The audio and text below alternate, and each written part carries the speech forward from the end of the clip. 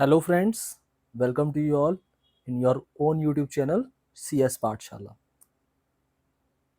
तो CS पाठशाला में हम लोगों ने क्लास 11th का first chapter computer system and organisation का एक पार्ट हम लोग लास्ट वीडियो में कंप्लीट कर चुके थे, जिसमें हम लोगों ने कंप्यूटर के बेसिक स्ट्रक्चर के बारे में जाना था। वहाँ पर हार्डवेयर क्या है, सॉफ्टवेयर क्या है, इनपुट डिवाइसेस क्या होती हैं, आउटपुट डिवाइसेस क्या होती हैं, मेमोरी क्या है, यूनिट्स ऑफ मेमोरी क्या हैं, और उसके बाद हम लोगों ने कई और टॉपिक वहाँ पर डिस्कस किए थे, जो कि आप लास्ट वाली वीडियो में जाकर उसको देख सकते हैं। तो आज की वीडियो में हम अब उस पोर्शन से आगे की बात करने वाले हैं, जो कि हमारा दूसरी वीडियो जो स्टार्ट होने वाली है अभी, वो ऑपरेटिंग सिस्टम से स्टार्ट होने वाली है। तो आप लोग सब जानते हैं operating system, what is operating system. तो basically a set of program that acts as an interface between the user and the computer hardware, यानी कि एक ऐसा इंटरफेस जो यूजर और हार्डवेयर के बीच में एक इंटरफेस प्रोवाइड कराता है, वो हमारा क्या होता है, ऑपरेटिंग सिस्टम होता है। It controls and coordinates the operations of a computer, it acts the resource manager of the computer system. यानी कि जो ऑपरेटिंग सिस्टम है वो एक लाइक अ मैनेजर की तरह काम करता है। जिस तरीके से एक आपने रेस्टोरेंट का मैनेजर देखा होगा, उसी तरीके से कंप्यूटर का जो मैनेजर है वो आपका ऑपरेटिंग सिस्टम है। वो हर चीज के लिए रिस्पॉन्सिबल है, कौन सी चीजें किस तरीके से हो रही हैं, किसकी कौन सी ड्यूटी है, किसको क्या वर्क करना है। जैसे आपने सपोज करिए प्रिंटर से कोई कमांड दी किसी पेज को प्रिंट करने के लिए, तो वो ऑपरेटिंग सिस्टम के थ्रू ही प्रिंटर के पास कमांड जाती है, जिसके थ्रू वो पेपर को प्रिंट करता है। इस तरीके से जितनी भी आपकी पेरिफेरल डिवाइसेस हैं जो आपके कंप्यूटर के साथ कनेक्ट होती हैं, वो सारा का सारा कंट्रोल जो है वो ऑपरेटिंग सिस्टम के पास ही होता है। तो यहाँ पर बात कर लेते हैं फंक्शंस ऑफ ऑपरेटिंग सिस्टम की, इसके क्या क्या फंक्शंस हैं, ये काम क्या क्या करता है। तो पहला जो फंक्शन है वो है process management, memory management, file management, device management, security management and command interpretation. तो पहले बात करते हैं प्रोसेस मैनेजमेंट की। तो ऑपरेटिंग सिस्टम का काम क्या है, प्रोसेस मैनेजमेंट, यानी कि आपके कंप्यूटर के अंदर जितनी भी प्रोसेस चल रही होती हैं, प्रोसेस का मतलब जो भी आपके उसमें एप्लीकेशंस रन हो रही होती हैं, जो भी सॉफ्टवेयर्स रन हो रहे होते हैं, तो उन प्रोसेस को मैनेज करना कि कौन सी प्रोसेस कब चलनी है, कौन सा टास्क कब कंप्लीट होना है, ये सारा काम कौन देखता है, आपका ऑपरेटिंग सिस्टम देखता है। इसके बाद आता है आपका मेमोरी मैनेजमेंट, यानी कि आपके कंप्यूटर की जो मेमोरी है, जो चाहे प्राइमरी मेमोरी हो चाहे सेकेंडरी मेमोरी हो, जो हमने लास्ट क्लास में रैम को समझा था, रोम को समझा था, तो रैम में जितने भी आपके सॉफ्टवेयर रन कर रहे होते हैं वो रैंडम एक्सेस मेमोरी पर ही रन कर रहे होते हैं, यानी कि रैम पर वर्क कर रहे होते हैं। इसको देखना, हार्ड डिस्क में कौन सा डेटा आपका स्टोर हो रहा है, यानी कि परमानेंट स्टोरेज में स्टोर हो रहा है, इसको देखने का काम किसका है, मेमोरी मैनेजमेंट का है। फाइल मैनेज, जितने भी आपके फाइल्स बनी होती हैं यानी फोल्डर्स बने होते हैं, ये सारा काम भी आपका ऑपरेटिंग सिस्टम के थ्रू ही होता है। इसके बाद डिवाइस मैनेजमेंट है, जितनी भी आपकी डिवाइस अटैच है, चाहे वो स्कैनर है, प्रिंटर है, और भी जितनी पेरिफेरल डिवाइसेस हैं जो आपके कंप्यूटर के साथ अटैच्ड हैं, उन सब के लिए ड्राइवर इंस्टॉल करवाना, उन सबको मैनेज करना, उन सबको एक्टिवेट करना, ये सारा काम भी आपका ऑपरेटिंग सिस्टम का ही है। इसके बाद आती है आपकी सिक्योरिटी मैनेजमेंट, यानी कि आपके कंप्यूटर सिस्टम को सिक्योर रखना, कोई और अनदर पर्सन उसके अंदर एंटर ना कर पाए, जैसे फायरवॉल वगैरह हो गए, ये सारे किसी के पार्ट आते हैं, ये भी ऑपरेटिंग सिस्टम का ही पार्ट है, आपके कंप्यूटर सिस्टम को सिक्योरिटी प्रोवाइड कराना। इसके बाद आता है कमांड इंटरप्रिटेशन है। तो ये सारी चीजें, जितनी भी चीजें अभी आपने देखी, these all are the functions of operating system है। इसके बाद हम बात कर लेते हैं हम कंप्यूटर लैंग्वेजेस की, कि कंप्यूटर लैंग्वेजेस आखिर होती क्या है। तो broadly classified into two levels, into low level and high level languages, यानी कि कंप्यूटर बेसिकली दो पार्ट में डिवाइड किया जाता है लैंग्वेजेस के बेसिस पर, उसमें लो level language and high level language. तो ये पहली बात कर लेते हैं, लो लेवल लैंग्वेज क्या होती है। तो लो लेवल लैंग्वेज और मशीन लैंग्वेज ये एक ही चीज है। Machine language and assembly language are different. Low level language is the language which uses the binary digit 0 and 1 is called machine language, यानी कि मशीन लैंग्वेज और बाइनरी लैंग्वेज, या फिर हम कहते हैं लो लेवल लैंग्वेज, ये तीनों ही एक ही चीज है। अगर हम तीनों को एक ही बात करें, तो आपका मशीन लैंग्वेज और आपका बाइनरी लैंग्वेज और लो लेवल लैंग्वेज, ये एक ही बात है। ये तीनों किस पे वर्क करते हैं, 0 and 1 पर, जिसको केवल कंप्यूटर समझता है, जिसे हम कहते हैं बाइनरी कोड। जो भी 0-1 में लिखा हुआ है सब कंप्यूटर सिर्फ आपको 0-1 में ही समझता है। तो हम जो लैंग्वेज लिखते हैं वो सारी लैंग्वेजेस कौन सी होती हैं, वो हाई लेवल लैंग्वेजेस होती हैं। जितनी भी, चाहे हम पाइथन की बात कर लें, सी प्लस प्लस, जावा, ये सारी लैंग्वेजेस जितनी हैं वो हाई लेवल लैंग्वेजेस होती हैं, जिसमें इंग्लिश लैंग्वेजेस और हम ऑपरेटर्स वगैरह का यूज़ करते हैं। तो ये इसलिए होती है कि हम उनको ईज़िली समझ पाएँ। अगर हम 0-1 में कोड करते रहेंगे तो हमारे लिए समझना बहुत मुश्किल हो जाएगा। इसलिए यहाँ पर किस चीज़ का इन्वेंशन हुआ? हाई लेवल लैंग्वेजेस का हुआ। लेकिन आज भी कंप्यूटर सिर्फ़ बाइनरी लैंग्वेज ही समझता है, 0 एंड 1 ही समझता है। हम लोगों को जो समझ में आती है वो हाई लेवल लैंग्वेज समझ में आती है, क्योंकि वो इंग्लिश में लिखी होती है, हम लोग उसको ईज़िली पढ़ लेते हैं। लेकिन कंप्यूटर सिर्फ़ और सिर्फ़ किसको समझता है? बाइनरी लैंग्वेज को ही समझता है। तो जब कंप्यूटर बाइनरी लैंग्वेज को समझता है और हम जब हाई लेवल लैंग्वेज में लिखते हैं, इंग्लिश में लिखते हैं, तो आखिर कंप्यूटर को वो समझ में कैसे आता है? तो इसके लिए बात कर लेते हैं लैंग्वेज प्रोसेसर्स की।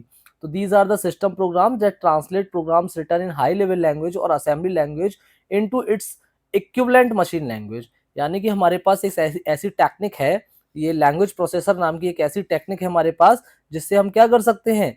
जिससे हम अपने हाई लेवल लैंग्वेज के प्रोग्राम को कन्वर्ट कर सकते हैं किसके अंदर? लो लेवल लैंग्वेज या मशीन लैंग्वेज के अंदर। ठीक है बेटा? तो इसमें क्या है, टाइप्स ऑफ लैंग्वेज प्रोसेसर कौन-कौन से हैं अब? एक होता है आपका असेंबलर, एक होता है इंटरप्रेटर और एक होता है आपका कंपाइलर। तो एक तो आ गया ये आपका असेंबलर, दूसरा आ गया आपका इंटरप्रेटर और थर्ड आ गया आपका कंपाइलर। तो ये सबसे पहले समझ लेते हैं असेंबलर को। तो असेंबलर क्या करता है बेटा? असेंबलर कन्वर्ट करता है असेंबली लैंग्वेज इनटू लो लेवल लैंग्वेज। अब ये आप सोचोगे असेंबली लैंग्वेज कहाँ से आ गई? तो असेंबली लैंग्वेज पुराने टाइम में जब लो लेवल लैंग्वेज के बाद थोड़ा-सा इस कंप्यूटर की जनरेशन बढ़ी, तब वहाँ पर असेंबली लैंग्वेज बनाई गई, जहाँ पर कुछ निमोनिक कोड्स का यूज़ किया जाता था। तो उस असेंबली लैंग्वेज को लो लेवल लैंग्वेज के अंदर कन्वर्ट करने के लिए जिस लैंग्वेज प्रोसेसर की हमें नीड होती थी, तो उसका नाम था असेंबलर। ठीक है बेटा? इसके बाद 2 और आए, इसका एक इंटरप्रेटर और एक कंपाइलर। ये दोनों ही क्या करते हैं? ये आपके एचएलएल यानी कि हाई लेवल लैंग्वेज को कन्वर्ट कर देते हैं आपके लो लेवल लैंग्वेज में, यानी कि मशीन लैंग्वेज में। इन दोनों का काम ये है कि हाई लेवल लैंग्वेज से उठाकर ये मशीन लैंग्वेज में कन्वर्ट कर देते हैं। बेसिकली अगर लैंग्वेज प्रोसेसर का मतलब समझे तो एक ट्रांसलेटर है। जैसे सपोज करिए कि एक पर्सन आया, चाइना से एक पर्सन आया और यहाँ इंडिया के अंदर आया। अब हमको चाइनीज़ नहीं आती है, उसको हिंदी नहीं आती है। तो ये बड़ी प्रॉब्लम हो जाएगी दोनों के बीच में कम्युनिकेशन कैसे हो? तो इस कम्युनिकेशन करने के लिए हम लोग क्या कर सकते हैं, एक ट्रांसलेटर को बीच में ले सकते हैं, जिसको हिंदी भी आती हो और जिसको चाइनीज़ भी आती हो। तो जब वो पर्सन चाइनीज़ बोलेगा, तब वो उसको किसमें ट्रांसलेट कर देगा? हिंदी में ट्रांसलेट कर देगा और हिंदी वाली लैंग्वेज को चाइनीज़ में ट्रांसलेट कर देगा। तो हम दोनों का क्या हो जाएगा? कम्युनिकेशन ईज़िली हो जाएगा। इसी तरीके से ये जो लैंग्वेज प्रोसेसर है, ये भी एक ट्रांसलेटर का काम करते हैं, जो एक हाई लेवल लैंग्वेज को मशीन लैंग्वेज या फिर लो लेवल लैंग्वेज में कन्वर्ट करते हैं। अब इन दोनों में डिफरेंस क्या है फिर? ये दोनों ही हाई लेवल लैंग्वेज को कन्वर्ट करते हैं, तो इन दोनों में डिफरेंस क्या हुआ? तो यहाँ देखिए ये क्या लिखा हुआ है, converts a high level language program into machine language line by line. इसको आप याद रखिएगा हमेशा कि जो इंटरप्रेटर होता है, वो हमेशा लैंग्वेज को किस तरीके से ट्रांसलेट करता है? Line by line. जैसे सपोज करिए अगर आपका 50 लाइन का एक कोड लिखा हुआ है, जो आपका सोर्स कोड है 50 लाइन का है, और जब आप उसको ट्रांसलेट करना शुरू करते हैं, तब वो क्या करेगा? फर्स्ट लाइन को पहले चेक करेगा, सेकंड लाइन को चेक करेगा, थर्ड लाइन को चेक करेगा। सपोज करिए आपकी फोर्थ लाइन में एरर आ गई कोई, तो वो क्या करेगा? उस प्रोग्राम को वहीं पर स्टॉप कर देगा। पहले आपको फोर्थ लाइन से एरर रिमूव करना पड़ेगा, तब वो आगे आपका प्रोग्राम प्रोसीड होगा। तो ये काम है इंटरप्रेटर का कि ये क्या करता है? लाइन बाय लाइन आपके प्रोग्राम को ट्रांसलेट करता है। जबकि कंपाइलर क्या करता है? Translate a program written in high level language into machine language, यानी सिंगल कोड, सिंगल रन। एक ही रन में, एक ही बार में ये क्या करेगा? आपके पूरे के पूरे प्रोग्राम को एक ही बार में हाई लेवल लैंग्वेज से लो लेवल लैंग्वेज के अंदर कन्वर्ट कर देगा। अब अगर मैं एग्जांपल की बात करूं, तो जो आपका इंटरप्रेटर है, ये जो आपका इंटरप्रेटर है, वो क्या है? पाइथन। पाइथन इंटरप्रेटर बेस्ड है, यानी कि आप जब पाइथन पे वर्क करेंगे तो ये किस तरीके का हो गया? ये कैसी लैंग्वेज है? हाई लेवल लैंग्वेज है, और उसको जो कन्वर्ट करेगा वो कौन करेगा? इंटरप्रेटर करेगा। जबकि सी प्लस प्लस, जावा, ये सब कैसे हो गई? कंपाइलर बेस्ड हो गई। जैसे सपोज करिए आपने 50 लाइन का कोई कोड लिखा है, सोर्स कोड, अगर उसको कन्वर्ट करना है तो आपको क्या होगा? जितनी भी एरर्स होंगी, अगर सपोज करिए 5 लाइन्स में एरर है, तो वो एक साथ दिखाएगा कि 5 लाइन्स में यहाँ पर एरर शो हो रही है।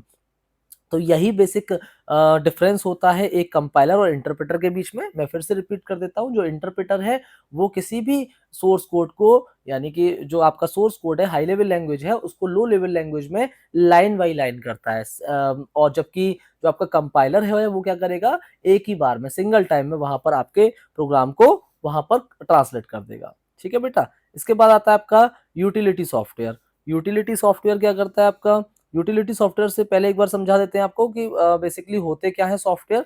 तो सॉफ्टवेयर की अगर हम बात कर लें तो सॉफ्टवेयर को यहाँ पर जो डिवाइड किया गया है वो किस तरीके से किया है एक बार देख लेते हैं। जैसे सपोज करिए मैं यहाँ आपको समझा देता हूँ कि ये सॉफ्टवेयर है, अगर मैं इसको डिवाइड करूँ तो पहला जो आपका बनता है वो होता है एप्लीकेशन सॉफ्टवेयर। कौन सा सॉफ्टवेयर, एप्लीकेशन सॉफ्टवेयर। और जो दूसरा सॉफ्टवेयर है वो कौन सा है, सिस्टम सॉफ्टवेयर। और थर्ड एक और सॉफ्टवेयर आता है वो होता है आपका यूटिलिटी सॉफ्टवेयर। तो इस तरीके से बेसिकली हम 3 पार्ट में इन सॉफ्टवेयर को डिवाइड कर सकते हैं, जिनको अभी हम आगे डिस्कस करने वाले हैं कि ये सॉफ्टवेयर वर्क कैसे करते हैं। तो सबसे पहले हम लोग देखते हैं utility software. A set of programs which helps user in system maintenance tasks. Some of them are compression tool, disk defragmenter, backup software and antivirus software. यानी कि जो सॉफ्टवेयर हमारे कंप्यूटर को एक मेंटेनेंस प्रोवाइड कराते हैं वो सारे के सारे सॉफ्टवेयर हमारे कौन से होते हैं, यूटिलिटी सॉफ्टवेयर होते हैं, जो हमारे कंप्यूटर को कोई ना कोई मेंटेनेंस प्रोवाइड करा रहे होते हैं। तो सबसे पहले हम लोग बात कर लेते हैं कंप्रेशन यूटिलिटी की। तो कंप्रेशन यूटिलिटी का मतलब क्या है, large files can be compress so that they take less storage area. यानी कि जो हमारी बड़ी फाइल्स होती हैं, लार्ज फाइल होती हैं, जिनका यानी कि साइज बड़ा होता है, जब हम उनको छोटे साइज में कन्वर्ट करते हैं यानी कि कंप्रेस करते हैं, उसी प्रोसेस को हम लोग कंप्रेशन यूटिलिटी के थ्रू करते हैं। जिसके एग्जांपल आपको विनजिप, विनरार आप लोगों ने देखे होंगे कई बार, इन सॉफ्टवेयर का यूज करते हैं, जिनसे क्या होती है हमारी फाइल का जो लार्ज डेटा है, जो लार्ज अमाउंट ऑफ डेटा है फाइल की फॉर्म में, उसको हम छोटे मतलब कि उसका साइज हम लोग कंप्रेस कर सकते हैं। तो ये होता है आपका कंप्रेशन यूटिलिटी। सेकंड आपका डिस्क डिफ्रेगमेंटर। डिस्क डिफ्रेगमेंटर का मतलब क्या है कि जैसे हार्ड डिस्क है, तो हार्ड डिस्क में आपका जैसे ये हार्ड डिस्क है सपोज करिए, अब इसमें क्या होता है, ये कुछ एरियाज बने होते हैं, तो इनमें डेटा स्टोर हो रखा होता है। तो इसमें क्या होता है कि जैसे एक डेटा यहाँ आपका स्टोर हो गया, ये डेटा स्टोर हो गया, इसके बाद में आपका ज्यादा डेटा था तो ये ज्यादा स्टोर हो गया, तो ये बीच में ये स्पेस खाली रह गया।